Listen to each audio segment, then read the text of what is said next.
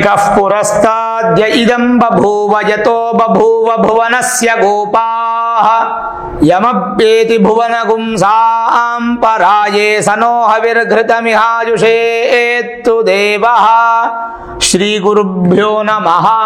ಹರಿ ಓಂ.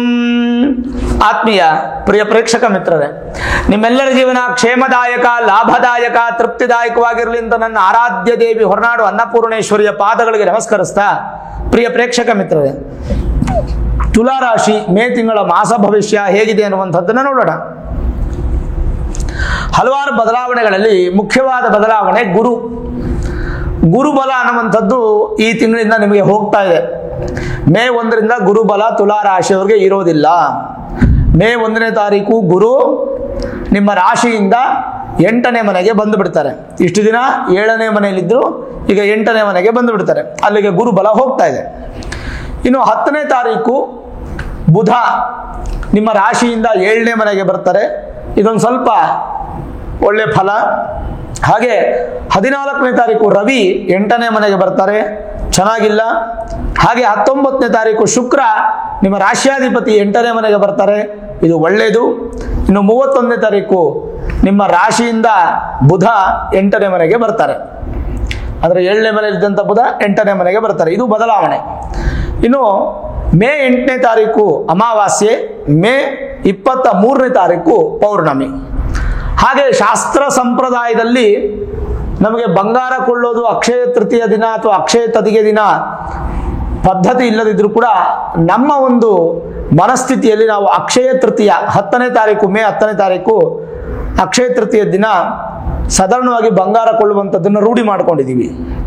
ಹಾಗಾಗಿ ನಿಮ್ಮ ಮನಸ್ಸಲ್ಲಿ ಅದು ಇತ್ತು ಅಂತಂದರೆ ನೀವು ಮುಂದುವರಿಸ್ಬೋದು, ಬಂಗಾರ ಕೊಳ್ಳಬಹುದು. ಬಂಗಾರ ಅನ್ನೋದು ಮಹಾಲಕ್ಷ್ಮಿ, ಬಂದರೆ ಯಾರಾದರೂ ಬೇಡ ಅಂತಾರ, ಖಂಡಿತ ಒಳ್ಳೆಯದು. ಹಾಗಾದ್ರೆ ಈ ಮೇ ತಿಂಗಳ ಮಾಸ ಭವಿಷ್ಯ ಹೇಗಿದೆ? ಗುರು ಚೆನ್ನಾಗಿಲ್ಲ ಅಂದ ಕೂಡಲೇ ನೀವು ಬೇಸರ ಆಗುವಂಥ ಅವಶ್ಯಕತೆ ಇಲ್ಲ. ಗುರು ಬಲ ಇಲ್ಲ ಅಷ್ಟೇ, ಆದರೆ ಗುರುವಿನ ಅನುಗ್ರಹ ನಿಮಗೆ ಇದ್ದೇ ಇರುತ್ತೆ. ತುಲಾರಾಶಿಯವರಿಗೆ ನೋಡಿ, ಗುರುಬಲ ಇಲ್ಲ ಅಂತ ನೀವು ಚಿಂತೆ ಮಾಡಬೇಡಿ. ಮೇ 1ನೇ ತಾರೀಕು ಗುರು ಬಲ ಇರಲ್ಲ, ಆದರೆ ಅದ್ರ ಹಿಂದಿನ ದಿನ ಏಪ್ರಿಲ್ 30ನೇ ತಾರೀಕು ಮಂಗಳವಾರ ಹಲವಾರು ದೇವಾಲಯಗಳಲ್ಲಿ, ನಿಮ್ಮ ಮನೆ ಸುತ್ತಮುತ್ತ ಎಲ್ಲಾದರೂ ದೇವಸ್ಥಾನಗಳಿದ್ರೆ ದೇವಸ್ಥಾನಕ್ಕೆ ಹೋಗಿ ಸಾಮೂಹಿಕವಾಗಿ ಗುರುಶಾಂತಿ ಮಹಾಯಾಗಗಳನ್ನು ಮಾಡ್ತಾ ಇರ್ತಾರೆ. ಅಲ್ಲಿ ಹೋಗಿ ತುಲಾರಾಶಿಯವರು ನಿಮ್ಮ ಗೋತ್ರ, ನಕ್ಷತ್ರ, ರಾಶಿ ಹೆಸರನ್ನು ಬರೆಸಿದ್ಬಿಟ್ರೆ ಅವ್ರು ಸಂಕಲ್ಪ ಮಾಡಿ ಪ್ರಸಾದ ಕೊಡ್ತಾರೆ. ಅದನ್ನು ಮಾಡಿದ್ರೆ ಆಯ್ತು, ಗುರು ಶಾಂತಿ ಆಗುತ್ತೆ. ಅಂದ್ರೆ ಗುರುವಿನಿಂದ ಬರುವಂತ ಕೆಟ್ಟದ್ದೇನಾದ್ರೂ ಇದ್ರೆ ನಿಂತು ಹೋಗುತ್ತಾ?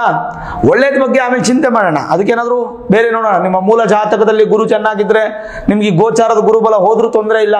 ಹಾಗಾಗಿ ನಿಮ್ಮ ಮೂಲ ಜಾತಕವನ್ನು ಒಮ್ಮೆ ನುರಿತ ಜ್ಯೋತಿಷ್ಯರಿಗೆ ತೋರಿಸ್ಕೊಂಡು Vedic astrology, higher astrology predictions ಮಾಡಿಸ್ಕೊಂಡು ತದನಂತರವಾಗಿ ಬೇಕಾದ್ರೆ ನೀವು ಇನ್ನಷ್ಟು ಜೀವನದಲ್ಲಿ ಅಭಿವೃದ್ಧಿ ಕಾಣಲಿಕ್ಕೆ ಪ್ರಯತ್ನ ಪಡ್ಬೋದು.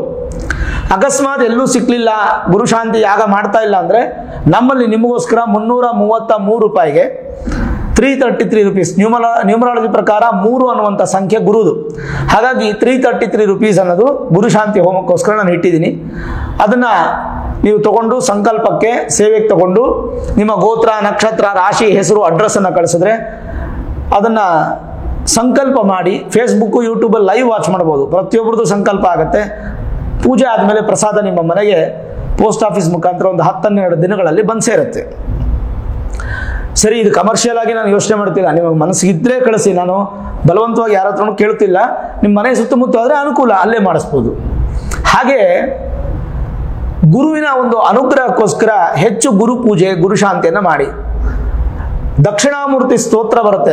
ಗುರವೇ ಸರ್ವಲೋಕಾನಾಂ ಭಿಷಜೆ ಭವರೋಗಿಣಾಂ ನಿಧಯೇ ಸರ್ವವಿದ್ಯಾನಾಂ ದಕ್ಷಿಣಾಮೂರ್ತಯೇ ನಮಃ ಹೇಳುವ ದಕ್ಷಿಣಾಮೂರ್ತಿಯ ಸ್ತೋತ್ರವನ್ನು ಹೇಳುವಂಥದ್ದು, ಪ್ರತಿನಿತ್ಯ ಗುರುವಿನ ಅಷ್ಟೋತ್ತರವನ್ನು ಹೇಳುವಂಥದ್ದು, 6 ತಿಂಗಳಿಗೋ ವರ್ಷಕ್ಕೂ ಒಮ್ಮೆ ಗುರುವಿನ ಮೂಲ ಕ್ಷೇತ್ರ ದರ್ಶನ ಮಾಡುವಂಥದ್ದು.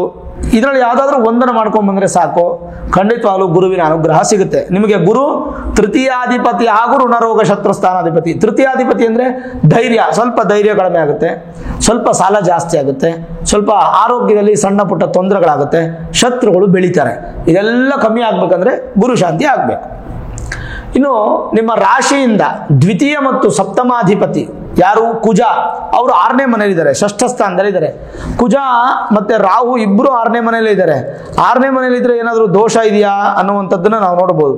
ಏನು? 6ನೇ ಮನೆಯಲ್ಲಿದ್ದಾಗ ಕುಜನ ಒಂದು ಅನುಗ್ರಹ ಇರುತ್ತಾ ಆಗ್ರಹ ಇರುತ್ತಾ ನೋಡಿದರೆ, ಕುಜನು ಷಷ್ಠದಲ್ಲಿ ಗೋಚಾರದಲ್ಲಿದ್ದರೆ ಸ್ವಲ್ಪ ಪಿತ್ತ ಸಂಬಂಧಪಟ್ಟಂಥ ಸಮಸ್ಯೆಗಳು, ಸ್ವಲ್ಪ ಭಯ, ಅಗ್ನಿ ಭಯ, ವಿಷ ಭಯ, ರಾಜ ಭಯ, ಚೋರ ಭಯ, ಆಯುಧ ಭಯ, ಈ ಥರದ್ದೆಲ್ಲ ಸ್ವಲ್ಪ ಭಯ ಆಗುತ್ತೆ. ಸ್ವಲ್ಪ ಆರೋಗ್ಯದಲ್ಲಿ ಸಣ್ಣ ಪುಟ್ಟ ತೊಂದರೆಗಳು, ಬಾಯಾರಿಕೆ ಜಾಸ್ತಿ ಆಗೋದು, ವಾಮಿಟ್ಸ್ ಆಗೋದು, ವಾಂತಿ ಆಗೋದು, ಉಷ್ಣವಾಯು ಪ್ರಕೋಪಗಳಾಗುವಂಥದ್ದು, ಅಪಾನವಾಯು ಜಾಸ್ತಿ ಆಗುವಂಥದ್ದು, ಸಣ್ಣ ಪುಟ್ಟ ಅಪಘಾತ, ಶಸ್ತ್ರಚಿಕಿತ್ಸೆ ಇತ್ಯಾದಿಗಳೆಲ್ಲ ಇರುತ್ತೆ.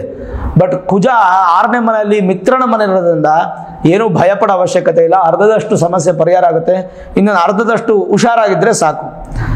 ರಾಹು ಶನಿ ಜೊತೆಗೆ ಪೀಡಿತನಾದರೆ ಫುಡ್ ಪಾಯ್ಸನ್ ಆಗುವಂಥ ಸಾಧ್ಯತೆ, ಹೊಟ್ಟೆ ಕೆಡುವಂಥ ಸಾಧ್ಯತೆ ಸ್ವಲ್ಪ, ಅಥವಾ ತುಂಬ ಜಾಸ್ತಿ ಬ್ರಹ್ಮರಾಕ್ಷಸರ ಥರ ಊಟ ಮಾಡುವಂಥದ್ದು, ಸಹೋದರರ ಜೊತೆ ವೈರತ್ವವನ್ನು ಕಂಡುಕೊಳ್ಳೋದು, ಈ ಥರ ಭೂ ಸಂಬಂಧಪಟ್ಟಂಥ ಕಲಹಗಳು ಇದೆಲ್ಲ ಉಂಟಾಗುವ ಸಾಧ್ಯತೆಗಳಿರುತ್ತೆ. ಬಟ್ 6ನೇ ಮನೆಯಲ್ಲಿ ರಾಹು ಇದ್ದರೆ ಸ್ವಲ್ಪ ಮಟ್ಟಿಗೆ ಒಳ್ಳೆ ಫಲವೇ. ಏನು ಹೇಳುತ್ತೆ? ತೃತೀಯೇ ಷಷ್ಠೆ ಎಂಬ ಪದದಿಂದ ರಾಹು 3ನೇ ಮನೆಯಲ್ಲಿದ್ದಾಗ ಏನು ಫಲ ಕೊಡ್ತಾನೋ ಅದೇ ಫಲವನ್ನು 6ನೇ ಮನೆಯಲ್ಲಿದ್ದಾಗ ಕೊಡ್ತಾನೆ. ಶತ್ರುಗಳನ್ನು ದೂರ ಮಾಡ್ತಾನೆ, ದೀರ್ಘಾಯುಷ್ಯ ಯೋಗ ಕೊಡ್ತಾನೆ, ರಾಜಸತ್ವ ತಾಮಸತ್ವ ಅಧಿಕ ಆಗುತ್ತೆ, ಅದರಿಂದ ಧನಾಗಮ ಆಗುತ್ತೆ, ರಾಜಕೀಯ ಸಾಮಾಜಿಕ ಕ್ಷೇತ್ರದಲ್ಲಿ ಮುಂಚೂಣಿಗೆ ಬರ್ತೀರಾ, ಶತ್ರುಗಳಿಂದ ದೂರ ಆಗ್ತೀರಾ, ಪರೀಕ್ಷೆಗೆ ಸಿಗುವಂಥ ವ್ಯವಸ್ಥೆಗಳನ್ನು ಮಾಡ್ಕೋತೀರಾ. ಈ ಚರ್ಮ ವ್ಯಾಧಿಗಳು, ಅಲರ್ಜಿಗಳು ಎಲ್ಲ ಸ್ವಲ್ಪ ಇದ್ರೆ, ಉಬ್ಬುಸ ಇದೆಲ್ಲ ಇದ್ರೆ ಸ್ವಲ್ಪ ಸಂಧ ಸಾದಹ ಅಂತ ಹೇಳ್ತೀವಿ, ಇದೆಲ್ಲ ಇದ್ರೆ ಸ್ವಲ್ಪ ಹೆಚ್ಚಾಗುವಂಥ ಸಾಧ್ಯತೆ, ಸ್ವಲ್ಪ ದುರ್ಬುದ್ಧಿ, ಕೆಟ್ಟದ ಯೋಚನೆಗಳು, ನೆಗೆಟಿವ್ ಥಿಂಕಿಂಗ್ಸು ಎಲ್ಲ ಜಾಸ್ತಿ ಆಗುತ್ತೆ. ಏನಪ್ಪ ತುಲಾರಾಶಿಯವರು ಬರೀ ಕೆಟ್ಟದ್ದು ಹೇಳ್ತಾರೆ ಗುರುಗಳು ಅಂತ ತಿಳ್ಕೊಬಿಡಿ. ಕೆಟ್ಟದ್ದಾದರೂ ಕೂಡ ಅದನ್ನು ಒಳ್ಳೇದು ಮಾಡ್ಕೊಳ್ಳಿಕ್ಕೆ ನಮ್ಮ ಮೂಲ ಜಾತಕದಲ್ಲಿ ಏನಾದರೂ ಗ್ರಹಗಳು ಬಲಿಷ್ಠವಾಗಿದ್ರೆ ಎಲ್ಲ ಬದಲಾವಣೆ ಆಗುತ್ತೆ. ಹಾಗೆ ಸಪ್ತಮದಲ್ಲಿ ಬುಧ ಒಳ್ಳೆ ಫಲ, ನಿಮಗವನು ಭಾಗ್ಯಾಧಿಪತಿ ಹಾಗೂ ನಷ್ಟಾಧಿಪತಿ, ವಿದೇಶಿ ಪ್ರಯಾಣ ಸ್ಥಾನಾಧಿಪತಿ, ವಿದ್ಯಾರ್ಥಿಗಳಿಂದ ಹಿಡಿದು ವಯಸ್ಸಾದವರವರೆಗೂ ಎಲ್ಲರಿಗೂ ಬುಧನ ಅನುಗ್ರಹ ಅಂತೂ ಸಿಗುತ್ತೆ. ಯಾಕಂದರೆ ಬುಧ ನಿಮ್ಮ ರಾಶಿನ ನೋಡ್ತಾ ಇದ್ದಾನೆ, ಅದೊಂದು ಸ್ವಲ್ಪ ಒಳ್ಳೆ ಫಲ.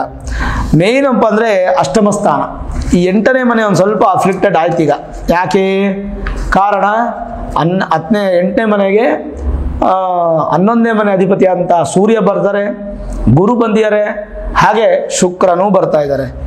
8ನೇ ಮನೆಗೆ ಸೂರ್ಯ ಬರ್ತಾ ಇದ್ದಾರೆ, ಶುಕ್ರ ಬರ್ತಾ ಇದ್ದಾರೆ, ಹಾಗೂ ಗುರು ಬರ್ತಾ ಇದ್ದಾರೆ. ಇದರ ಫಲ ಏನು? ಸರ್ವ ಪ್ರಾಣಶೋ ವಿಪದೋಪವಾದೋ ಹೇತು ಪ್ರದೇಶೋ ವರಡಸ್ಯ ದಾಸಃ ಮಠಾಧಿಕಂ ವೇಶ್ಮ ಗದಾಶ್ಚ ವಿಘ್ನಾಃ ಚಿಂತನೀಯಂ ಪುನರಷ್ಟಮೇನ. ಪೂರ್ವಂ ಆಯು ಪರೀಕ್ಷೇತಿ ಪಶ್ಚಾತ್ ಜಾತಕ ಚಿಂತನಂ ಆಯುರ್ಹೀನಸ್ಯ ಪುರುಷಸ್ಯ ಲಕ್ಷಣೈ ಕಿಂ ಪ್ರಯೋಜನಂ. ಬಹಳ ಚೆನ್ನಾಗಿ ಹೇಳುತ್ತೆ ಫಲಗಳು. ಏನು ಹೇಳುತ್ತೆ? ಅಷ್ಟಮಾಧಿಪತಿ ಅಷ್ಟಮದಲ್ಲಿದ್ದರೆ, ಮೊದಲು ಯಾರು? ಶುಕ್ರ 8ನೇ ಮನೆ ಅಧಿಪತಿ 8ನೇ ಮನೆಯಲ್ಲಿದ್ದರೆ, ಜಾತಃ ದೀರ್ಘಾಯುಷಾಯುತಃ ಎನ್ನುವಂತೆ ಬಲಿಷ್ಠನಾದರೆ ದೀರ್ಘಕಾಲ ಬಾಳುವನು, ಒಳ್ಳೆ ಆಯುಷ್ಯ ವೃದ್ಧಿ. ಮತ್ತು ಋಣಸ್ಥಾನ ಪ್ರಯುಕ್ತ ಪ್ರಬಲವಾಗಿರತಕ್ಕಂಥ ಸಂಪತ್ತು ಹೊಂದುತ್ತೀರಾ. ರೇಖಾ ಯೋಗ ಅನ್ನುವಂಥ ಯೋಗ ಸಿಗುತ್ತೆ ನಿಮಗೆ ತುಲಾರಾಶಿಯವರಿಗೆ. ಗುರುಬಲ ಇಲ್ದಿದ್ರೇನು, ಶುಕ್ರ ಬಲ ಇದೆ, ರೇಖಾ ಯೋಗ. ಮತ್ತು ಅದೃಷ್ಟಗಳ ಅಭಿವೃದ್ಧಿ, ದಾಂಪತ್ಯದಲ್ಲಿ ಸಂತೋಷ, ಆರ್ಥಿಕ ಸ್ಥಿತಿ ವೃದ್ಧಿ ಆಗುತ್ತೆ. ಇಷ್ಟು ಕೂಡ ಅಷ್ಟಮಾಧಿಪತಿ ಅಷ್ಟಮದಲ್ಲಿದ್ದರೆ, 8ನೇ ಮನೆ ಅಧಿಪತಿ 8ನೇ ಮನೆಯಲ್ಲಿದ್ದರೆ. ಆದರೆ ಇಲ್ಲೇನಾಗುತ್ತೆ? ಮೊದಲಿಗೆ ಗುರು ಅಷ್ಟಮದಲ್ಲಿ ಗುರುವಿರಲು ಸ್ವಲ್ಪ ಸುಖ ಕಡಿಮೆ, ಸ್ವಲ್ಪ ದ್ವೇಷ ಜಾಸ್ತಿ ಆಗುತ್ತೆ, ಕಫ ಪ್ರಕೃತಿ ಜಾಸ್ತಿ ಆಗುತ್ತೆ, ಸ್ವಲ್ಪ ಅಪಮಾನ ಅವಮಾನ, ಸ್ವಲ್ಪ ಅಸುಖ ಜಾಸ್ತಿ ಆಗುವಂಥದ್ದು, ವಿದ್ಯೆ ಇದ್ದರೂ ಕೂಡ ಅದರ ಪ್ರಯೋಜನ ಇಲ್ಲದಂಗೆ ಸ್ವಲ್ಪ ತೊಂದರೆಗಳಾಗುವಂಥದ್ದು, ಸಣ್ಣ ಪುಟ್ಟ ಮನಸ್ತಾಪಗಳು, ಮತ್ತು ಮೈ ವಾಸನೆ ಜಾಸ್ತಿ ಆಗುವಂಥದ್ದು, ಇದೆಲ್ಲವೂ ಕೂಡ ನಿಮಗೆ ಬರುವಂಥ ಸಾಧ್ಯತೆಗಳಿರುತ್ತೆ. ಸ್ವಂತ ಮನೆಯಲ್ಲಿದ್ದರೂ ನೆಮ್ಮದಿ ಸಿಗೋದಿಲ್ಲ, ಮತ್ತು ಧನಹೀನವಾಗುವಂಥದ್ದು, ಮಾನಸಿಕ ಸ್ಥಿರತೆ ಇಲ್ಲದೆ ತೀರ್ಥಯಾತ್ರೆಗಳ ದರ್ಶನ ಮಾಡುವಂಥ ಯೋಗ ಅಂತ ಹೇಳ್ಬೋದು. ಅದೇ ಶುಕ್ರ ಸೌಭಾಗ್ಯ, ವಿಪುಲಧನ, ಮಾಂಗಲ್ಯ ಸೌಮಂಗಲ್ಯ ಯೋಗ, ದೀರ್ಘ ದಾಂಪತ್ಯ ಜೀವನ, ಭಾವಾಧಿಪತ್ಯ ಫಲಭೇದಗಳು ವೃದ್ಧಿಯಾಗಿ ಸಂತೋಷ ಇರುತ್ತೆ. ಮತ್ತು ರಾಜಭೋಗ ಇವೆಲ್ಲವೂ ಶುಕ್ರ ಕೊಡ್ತಾನೆ. ಬಟ್ ಗುರುವಿನ ಪೋರ್ಟ್ಫೋಲಿಯೋ ನಿಮಗೆ ಶುಕ್ರ 1 ತಿಂಗಳು ಕೊಡ್ತಾನೆ, ಆಮೇಲೆ ಮಿಕ್ಕ 11 ತಿಂಗಳು ಗುರುನೇ ಕೊಡಬೇಕು. ಅಷ್ಟಮದಲ್ಲಿದ್ದಾರೆ, ಅದನ್ನು ನೋಡ್ಕೊಳ್ಬೇಕಾಗತ್ತೆ. ಇನ್ನು ಸೂರ್ಯ ಅಷ್ಟಮದಲ್ಲಿದ್ದಾಗ ಸ್ವಲ್ಪಾತ್ಮಜೋ ನಿಧಾಗೆ ವಿಕಲೇಕ್ಷಣಶ್ಚ ಅಂತ ಸ್ವಲ್ಪ ತಂದೆ ತಾಯಿ ಆರೋಗ್ಯ ತೊಂದರೆ ಆಗುತ್ತೆ, ತನ್ನ ಮೂಲಕ ಹಾಸ್ಪಿಟ್ಲಿಗೆ ದುಡ್ಡು ಖರ್ಚಾಗೋದು, ಮತ್ತು ಈ ಹತಾಶೆ ಉಂಟಾಗುವಂಥದ್ದು, ಸ್ವಲ್ಪ ಮನಸ್ಸಿಗೆ ಭೇದ ಆಗುವಂಥದ್ದು, ಬೇಸರ ಆಗುವಂಥದ್ದು, ಖೇದ ಆಗುವಂಥದ್ದು, ತಲೆ ಮುಖ ನೋವು ಬರುವಂಥದ್ದು, ಅಭಕ್ಷ್ಯ ಭಕ್ಷಣ, ತಿಂದೇ ಇರತಕ್ಕಂಥ ತಿನಿಸುಗಳನ್ನು ತಿಂದು ಆರೋಗ್ಯ ಹಾಳು ಮಾಡ್ಕೊಳ್ಳುವಂಥದ್ದು, ಕಲಹ ಜಾಸ್ತಿ ಆಗುವಂಥದ್ದು, ಅತೃಪ್ತಿ. ನಾನು ಹೇಳ್ತಾ ಹೋದರೆ ಯಾಕೋ ಒಂದು ಸ್ವಲ್ಪ ತುಲಾರಾಶಿಯವರು ಅಷ್ಟೊಂದು ಚೆನ್ನಾಗಿಲ್ಲ. ಕನಿಷ್ಠ ಪಕ್ಷ ಗುರುಶಾಂತಿ ಮಾಡಿಕೊಂಡು ಗುರುವನ್ನು ಬಲ ಮಾಡ್ಕೊಳ್ಳಿ. ಗುರುವನ್ನು ಬಲ ಮಾಡ್ಕೊಳ್ಳೋದ್ರಿಂದ, ಗುರುವಿನ ಅನುಗ್ರಹದಿಂದ ತುಲಾರಾಶಿಯವ್ರಿಗೆ ಎಲ್ಲ ಒಳ್ಳೇದಾಗುತ್ತೆ. ಬಟ್ ಮೇ ತಿಂಗಳು ಅಷ್ಟೊಂದೇನೂ ಒಳ್ಳೇದಿಲ್ಲ. ಗುರುಶಾಂತಿ ಮಾಡ್ಕೊಳ್ಬೇಕು ನೀವು. ಇನ್ನು ಜನರಲೈಸ್ ಆಗಿ ನೋಡೋದಾದರೆ, ಹೊಸ ಕೆಲಸ ಕಾರ್ಯಗಳಲ್ಲಿ ಸಣ್ಣ ಪುಟ್ಟ ಕಿರಿಕಿರಿ, ಪ್ರಗತಿಯಲ್ಲಿ ಒಂದು ಸ್ವಲ್ಪ ತೊಂದರೆ ಆಗುವಂಥದ್ದು, ಆರೋಗ್ಯದಲ್ಲಿ ಸಣ್ಣ ಪುಟ್ಟ ವ್ಯತ್ಯಾಸಗಳು, ಧನಲಾಭ ಆಗುತ್ತೆ ಹಾಗೆ ಖರ್ಚಾಗ್ಬಿಡುವಂಥದ್ದು. ಇನ್ನು ವಾಹನದಲ್ಲಿ ಸ್ವಲ್ಪ ಎಚ್ಚರ ವಹಿಸ್ತಕ್ಕಂಥದ್ದು ಒಳ್ಳೆಯದು. ಕುಟುಂಬದಲ್ಲಿ ಸಂತೋಷ ಇರುತ್ತೆ. ವಿದ್ಯಾರ್ಥಿಗಳಿಗೆ ಶುಭ ಮಾಸ. ಭೋಜನ ಪ್ರಿಯರಾಗ್ತೀರಾ, ಭೋಜನ ಪ್ರಿಯರಾಗಬೇಡಿ, ಸಣ್ಣ ಪ್ರಮಾಣದಲ್ಲಿ ಊಟ ಮಾಡಿ. ಅಧಿಕ ತಿರುಗಾಟದಿಂದ ಧನ ನಷ್ಟವಾಗುವಂಥ ಸಾಧ್ಯತೆ, ಮಿತ್ರರಿಂದ ಮೋಸ, ಸಹೋದರರಿಂದ ಮೋಸ, ಆರೋಗ್ಯದಲ್ಲಿ ವ್ಯತ್ಯಾಸಗಳಾಗಿ ಸ್ಟ್ರೆಸ್ ಫೀಲ್ ಜಾಸ್ತಿ ಆಗೋದು, ಸೋಂಬೇರಿತನ, ನಿಧಾನವಾಗಿ ಕೆಲಸಗಳು ನಡೆಯುವಂಥದ್ದು. ತಿಂಗಳ ಅಂತ್ಯದಲ್ಲಿ ಸ್ವಲ್ಪ ಒಳ್ಳೆ ಪ್ರಾಪ್ತಿ ಇದೆ, ಧನ ಪ್ರಾಪ್ತಿ ಇದೆ, ಸುಖ ನಿದ್ರೆ ಇದೆ ತಿಂಗಳ ಅಂತ್ಯದಲ್ಲಿ, ಲಾಸ್ಟ್ ವೀಕಲ್ಲಿ. ಸರ್ಕಾರಿ ಕೆಲಸ ಕಾರ್ಯಗಳಲ್ಲೂ ಕೂಡ ಸಾಧ್ಯವಾದಷ್ಟು ಸ್ವಲ್ಪ ಹೆಚ್ಚಿನ ಪರಿಶ್ರಮ ಪಡಬೇಕು. ರಾಜಕೀಯ ವ್ಯಕ್ತಿಗಳಿಗೆ ಸಾಧಾರಣ ಫಲ. ಇನ್ನು ಅಧಿಕ ಧನಲಾಭ ಅನ್ನುವಂಥದ್ದು ಕಾಣಲಿಕ್ಕೆ ಈ ಮೇ ತಿಂಗಳಲ್ಲಿ ಸಾಧ್ಯ ಇಲ್ಲ. ತೈಲ ವ್ಯಾಪಾರಗಳಿಗೆ, ನೀರಿನ ವ್ಯಾಪಾರಗಳಿಗೆ, small scale industries, large medium scale industries ಚೆನ್ನಾಗಿರುತ್ತೆ. ತೈಲ ವ್ಯಾಪಾರ, ಸ್ಟೀಲ್ಸು, ಕೆಮಿಕಲ್ಸು, ಆ್ಯಸಿಡು, ಪೆಟ್ರೋಲಿಯಂ ಪ್ರಾಡಕ್ಟ್ಸು, ಕಚ್ಚಾ ತೈಲ, ಮತ್ತು ನೀರು, ಲಿಕ್ವಿಡ್ಡು, ಹಾಲು, ರಿಲೇಟೆಡ್ ಟು ಆಯಿಲ್ ಸಂಬಂಧಪಟ್ಟದ್ದು, ವಾಟರ್ ಸಂಬಂಧಪಟ್ಟದ್ದು ಏನೇ ಇದ್ರೂ ಕೂಡ ಜಯಪ್ರಾಪ್ತಿ. ವ್ಯಕ್ತಿಗಳ ಅತ್ಯಂತ ಸಂತೋಷ, ವ್ಯಾಪಾರ ಸಿಗುತ್ತೆ. ಫುಡ್ ಬಿಸ್ನೆಸ್ಸಲ್ಲಿ ಚೆನ್ನಾಗಿರುತ್ತೆ. ತುಲಾರಾಶಿಯವರಿಗೆ ಹೋಟೆಲ್ ಇತ್ಯಾದಿಗಳು ಮಾಡಿದರೆ ಮನಸ್ಸಿಗೆ ಸಂತೋಷ, ಅದೆಲ್ಲ ಅಭಿವೃದ್ಧಿ ಆಗುತ್ತೆ. ವಿವಾಹ ಸಂಬಂಧಪಟ್ಟ ವಿಚಾರದಲ್ಲಿ ಸ್ವಲ್ಪ ಸ್ಲೋ ಆಗೋಕ್ಕೆ ಶುರು ಆಗುತ್ತೆ.